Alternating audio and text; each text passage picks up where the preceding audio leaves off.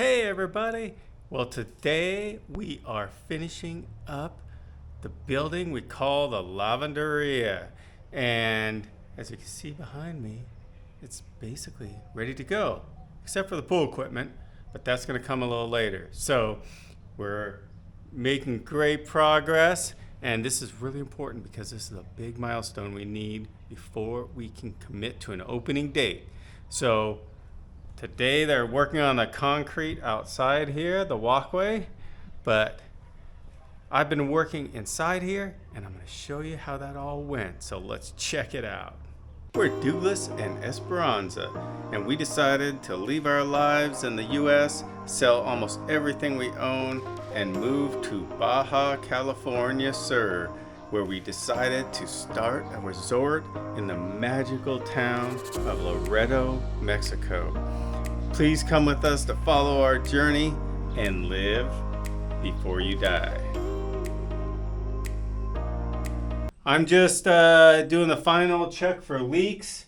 So since I was up here and I had to prime this pump to get it started. This system was designed so that I had a total backup, and worst case scenario, if somehow that doesn't work, both the pumps and the pressure tanks here and up in the garage are identical.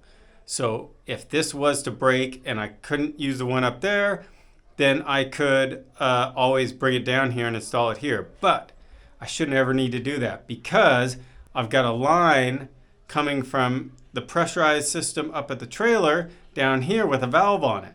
So if I close that valve, both systems operate independently.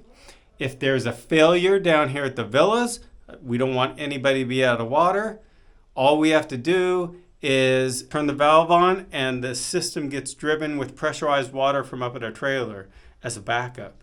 And that's how we've been running for the last couple weeks in the villa, and it works perfectly. The cistern is down here, and I've got to get this cover going, but there's the cistern, and it has the big pipe is the suction out. The little pipe is the city water coming in that fills it, and it's got an automatic valve. City water is really bad here, especially during the summer. During the day, it's just a trickle. Sometimes there is no water at all during the day. Usually through the night, it builds up to a decent pressure and a decent volume of water. So if you have a tank, usually your tank is going to refill in the night. I've emptied the tank and been able to fill 1,250 gallons overnight. We've got the suction from the cistern coming in. Then this 1-inch pipe coming out is the main supply for all the villas. And these other lines, this is a irrigation line. And so I put a faucet back here. The 1-inch line runs down here. And then it gets kind of messy because this ditch has a lot of stuff in it. This is a utility ditch, so it's got sewer in it. It's got the electrical supply going to the lavanderia. It's got the city water coming from the street that's going to fill up the tank. And then it's got some irrigation pipes in it. It also has this main 1-inch line. There's a main line for the villas.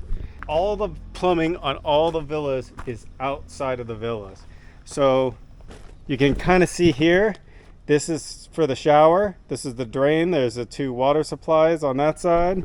This is the toilet drain right here. And then the sinks go in there and the sink drain goes over there.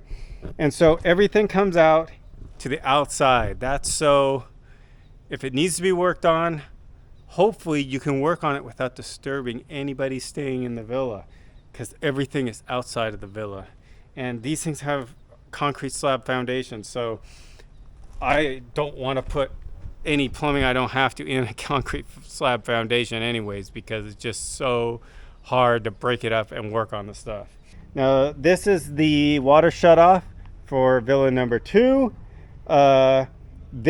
We will have a registro here, which is basically like a vault for this electrical connection to go into.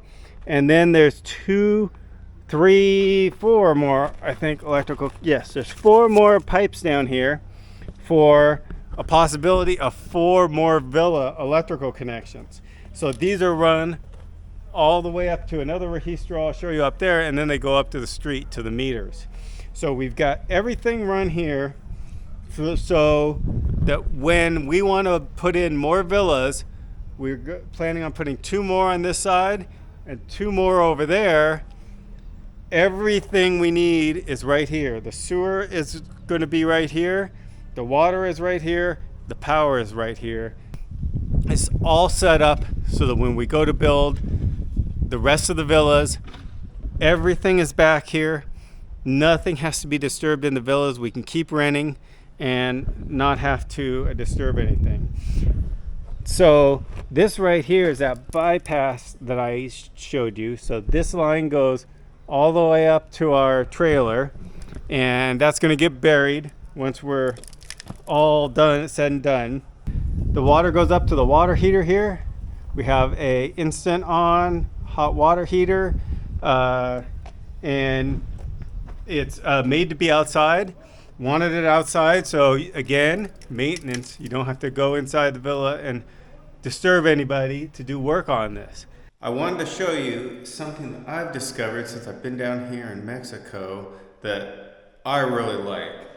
And that is that in Mexico, it is still simple. And what I mean by that is the appliances are not the same appliances you buy in the US. And some people might say, oh, the appliances here are not as good as the US. I beg to differ. I think they're way better, and I'm going to show you why. So here is the 3rd tankless water heater we have that it will go into the lavanderia for hot water in the lavanderia. It's a Ream. It's made by Ream Mexico. Here is the Ream tankless water heater Mexico version. And I'll put on the screen right here the American version of this exact same water heater with the exact same specifications as far as how much water it can heat, how fast, and everything else. You'll notice this Mexican version of the water heater has no electronics.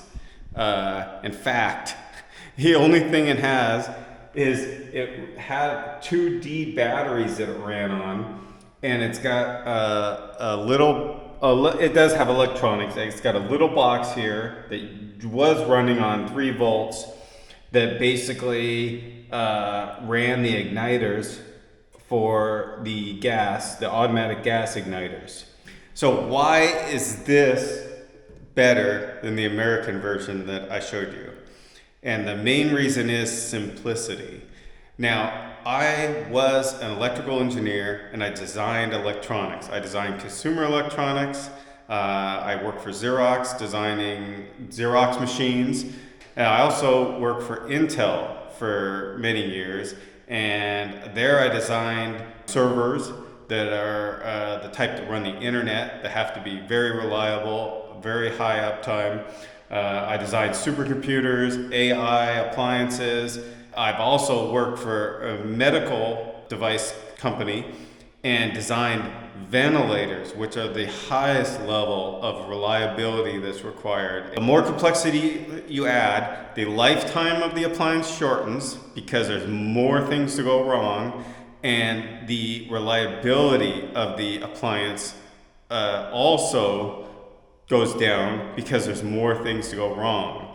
This is why simpler is better.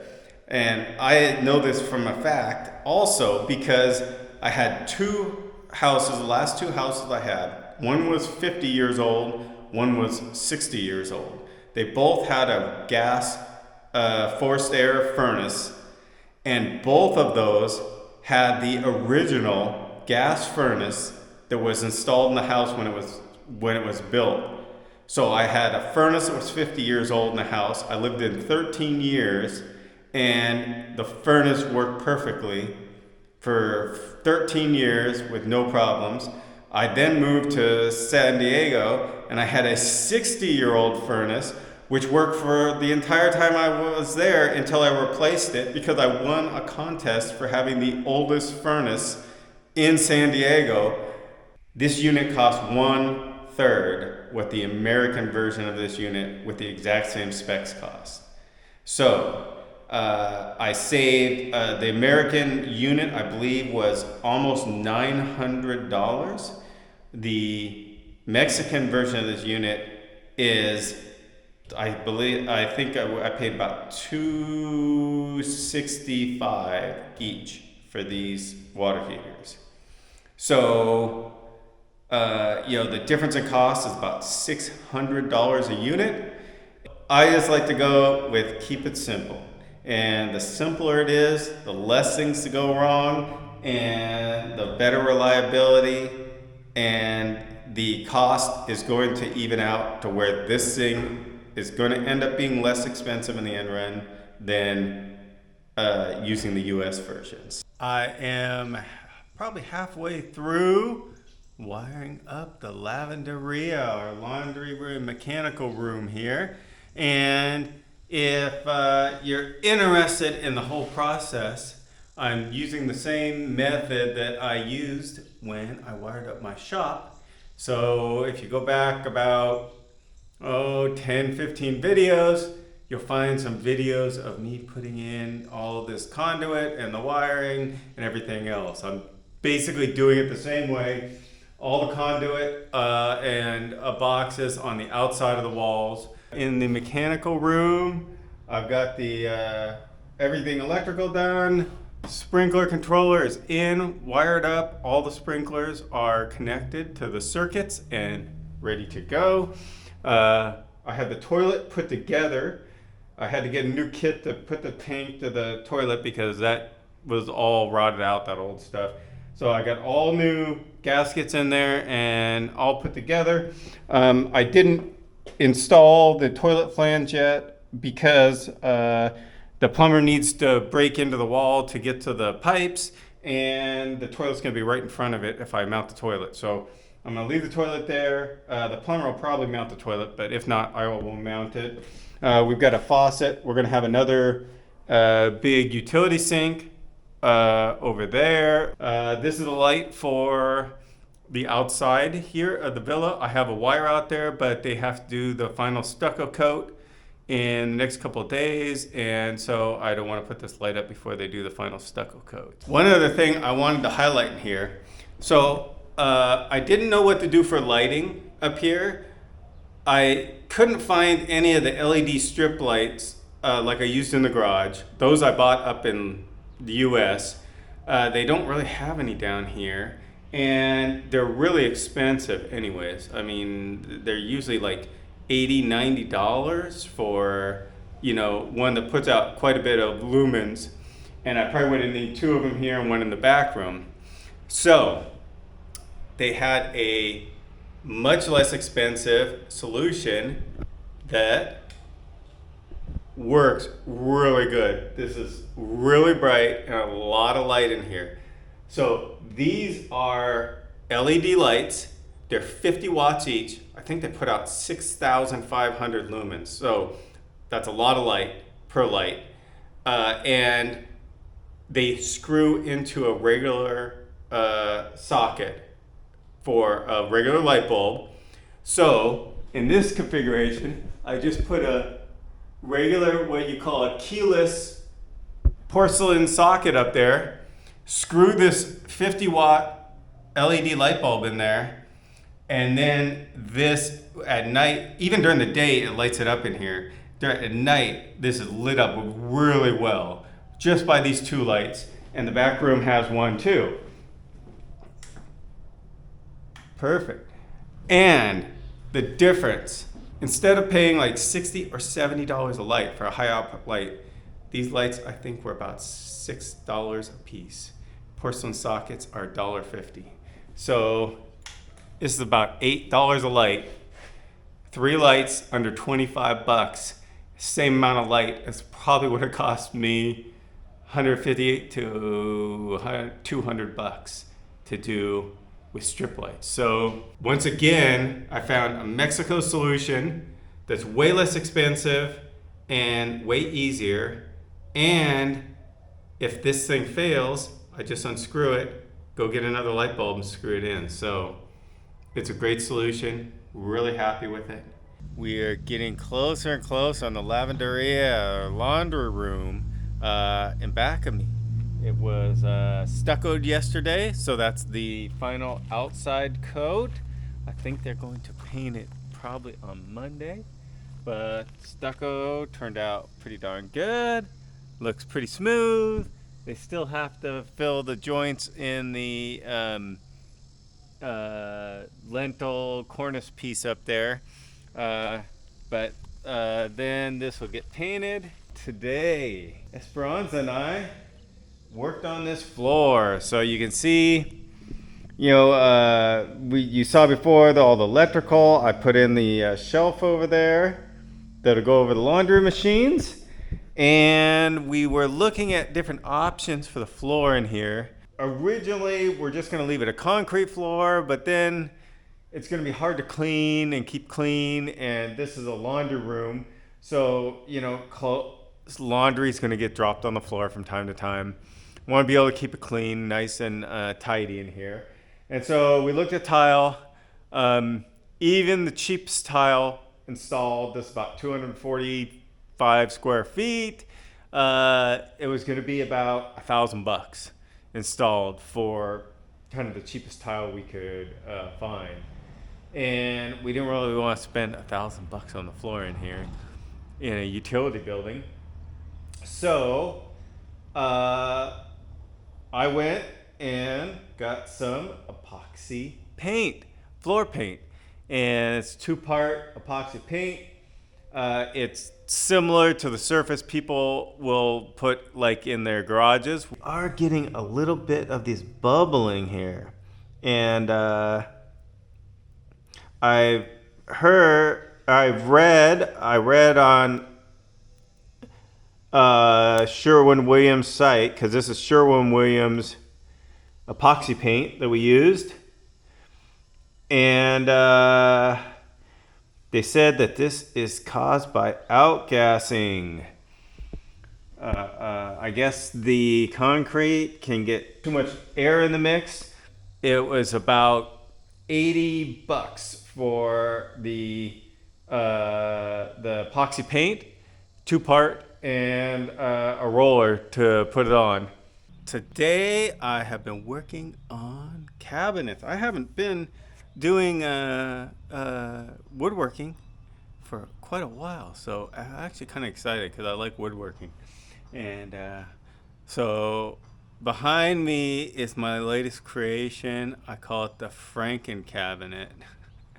So down in the lavanderia, laundry room lavanderia, we were going to put cabinets along one of the walls. The other wall has all the laundry machines.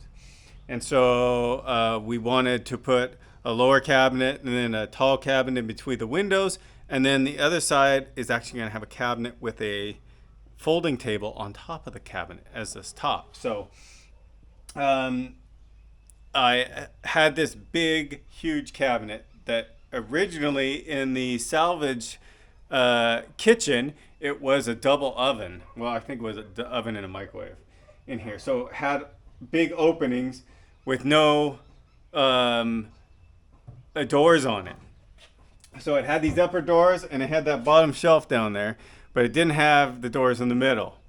So I wanted to use this cabinet because, for one, I want to get out of here. It's a huge cabinet. It's too big to put up on top, and it's been clogging up my shop here forever. So it was like perfect. We're not going to use the rest of these cabinets. We've cut up so many cabinets. We've got different bases that we're going to use for different things, but we're running pretty low. We've used probably 75% of all the cabinets that we got on salvage. And so I'm just going to put these into the laundry room. I mean, it's kind of a nice cabinet style for the laundry room, but it's good in there, and it's mahogany, so the water isn't going to hurt it, and it isn't going to get termites in it. But I didn't really want to put like a whole bunch of effort to make new doors that look perfect and everything else. So I just kind of found doors that I could hack up and make fit on here. And they don't look too good and they don't fit exactly right, but it's close enough because this is going in the laundry room. So you'll see here that like the doors that were originally on here are flush with the outside. They're of course were built to be on this cabinet. I didn't have any more doors this size, so I had to make do with a different style of door here and a different size. They're not as wide. And then I had this problem of this had been built in for the microwave width, and to cut this back out would have been a problem. So I just made the doors littler, put them on here. They've got the holes where the old knobs were on. Who cares? I'll fill those up maybe later, maybe not. And I just cut the bottoms off these doors, so there's no, there's no frame around the bottom.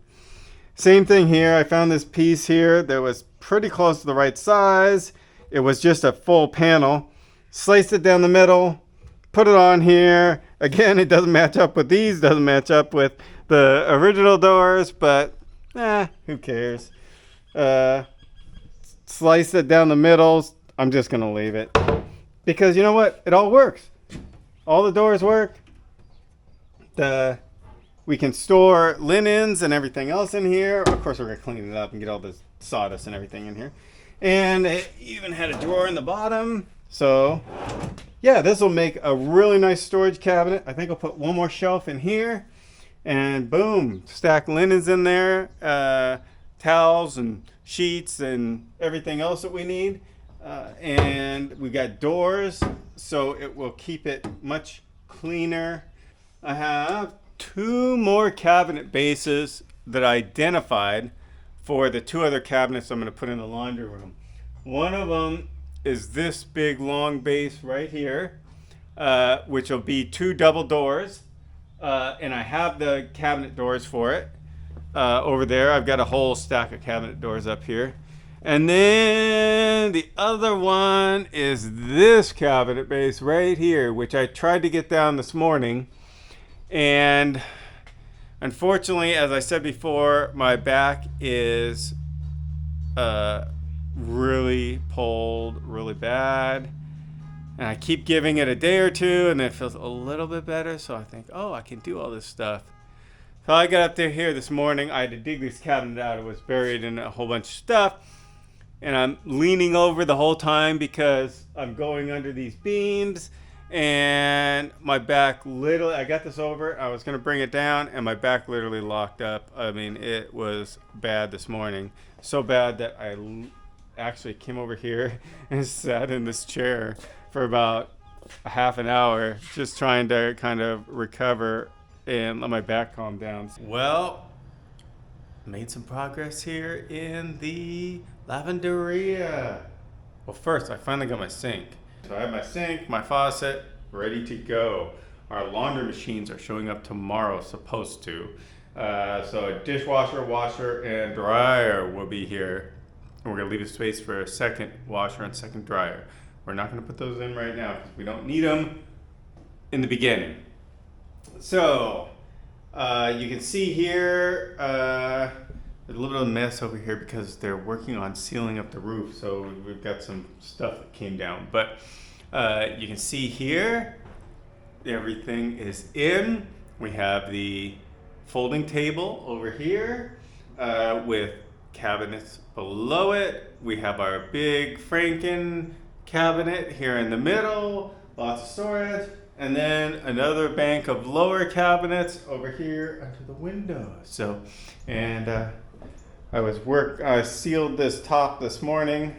We wanted to have a big folding table so that we can take the laundry straight out of the dryer, throw it up onto this clean, nice table. My work here is pretty close to done. And that's good because I have lots of other stuff to do. So laundry machines just showed up. Fast. And Copel truck here to deliver them. We ordered these appliances about a week ago. It took about a week to get them ordered and delivered here to our property. All right, super excited. Appliances are here. The plumber's coming tomorrow to do all the plumbing, so time to get these things unpacked.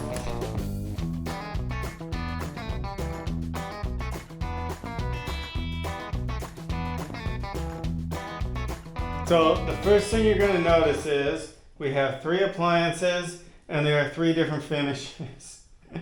We have a dishwasher that is stainless steel.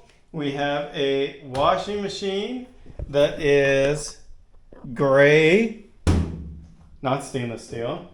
And we have a dryer that is white. So, why are all of our laundry appliances different colors?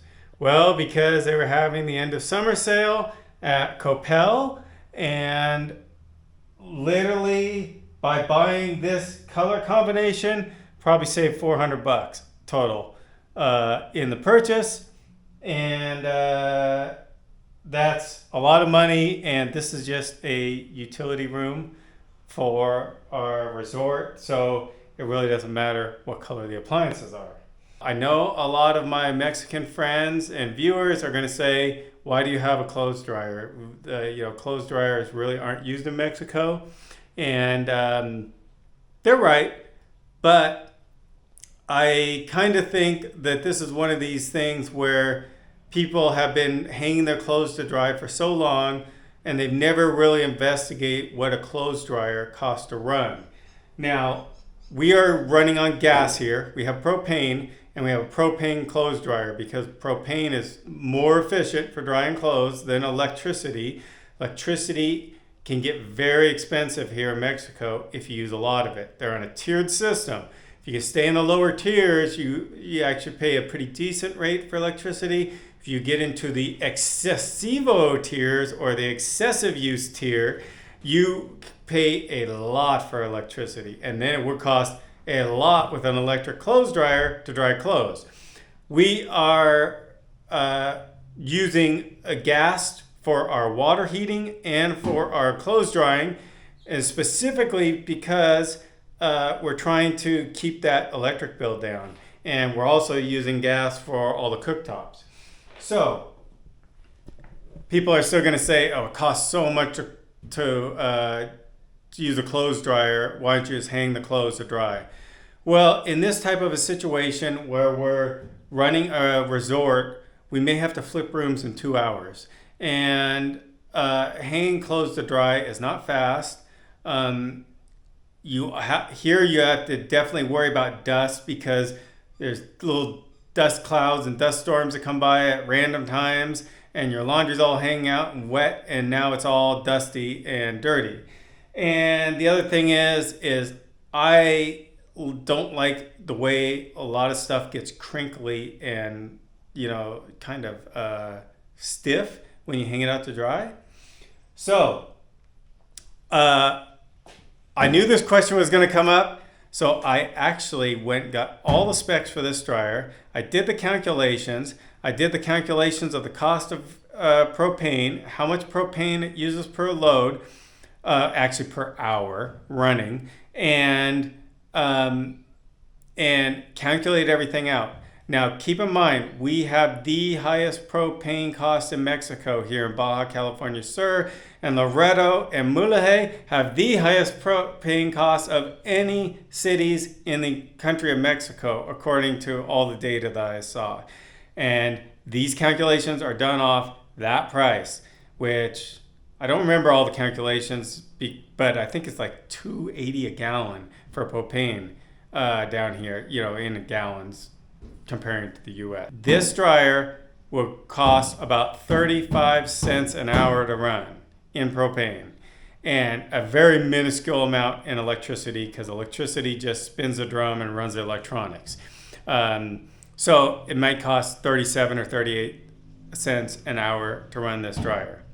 This is the better solution for us, and we are going to be using our dryer to dry all the clothes here at Pufferfish Villas. Okay, well, this pretty much almost gets us to the end of the lavanderia. We're just waiting for doors, which the blacksmith was here and put in the studs for the doors earlier today. We're probably going to have doors and the other door over there in a day or two. And then, except for the pool equipment, this building is pretty much done. The plumber's coming to install all the plumbing for all of these appliances tomorrow.